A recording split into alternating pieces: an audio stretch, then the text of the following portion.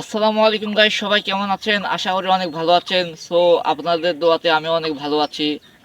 তো আজকে নিয়ে এসেছি ঘাস নিয়ে একটু আলোচনা করতে চাই। সেই যারা যারা গরু মুরগি পালেন, সেই গরু মুরগি নিয়ে কিছু কথা বলবো, ঘাস নিয়ে কিছু কথা বলবো। আর এই যে ঘাসগুলো দেখছেন, এই ঘাসের নাম হচ্ছে লাগানি ঘাস।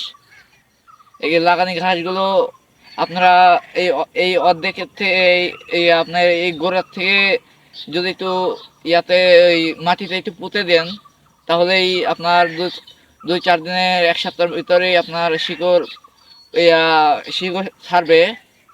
কিন্তু আপনার এই এক সপ্তাহের ভিতরে শিকড় ছাড়বে, আর এখান থেকে আস্তে আস্তে কুশি বের হবে।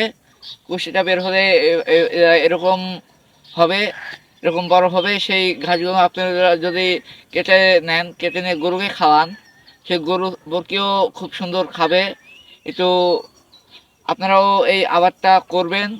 যদি এই আবাদটা করেন, তাহলে আপনারা গরু মুরগি পালতে পারবেন। হাবি জাবি ঘাস আছে, এই হাবি জাবি ঘাস খাওয়াতে পারবেন। আর এই যে দেখুন এদিকে, ধরো তো ভাই, এই ঘাসগুলো দেখুন। এই ঘাসগুলো ও হচ্ছে আপনার, এই ঘাসগুলো এই সুন্দর আমরাই লাগিয়েছি গরু মুরগি খাওয়ানোর জন্য।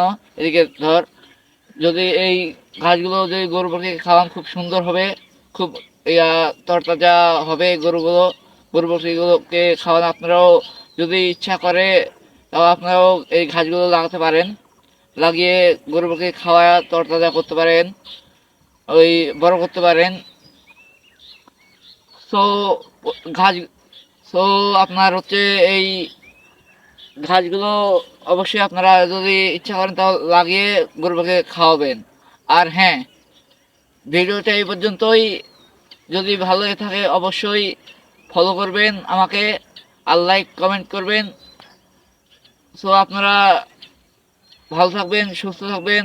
আল্লাহ হাফেজ।